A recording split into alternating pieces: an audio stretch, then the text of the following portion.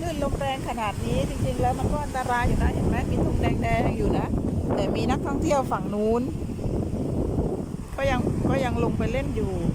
โน่นลงไปลึกลงไปไกลด้วยนะจากหาดอ่ะนี่อันนี้ก็คือตรงนี้เล่นได้โซนฝั่งนี้ก็คืออันตราย dangerous red flag red and yellow is okay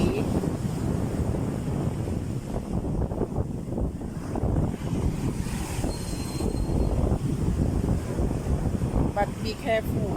when you swim ในหาดมี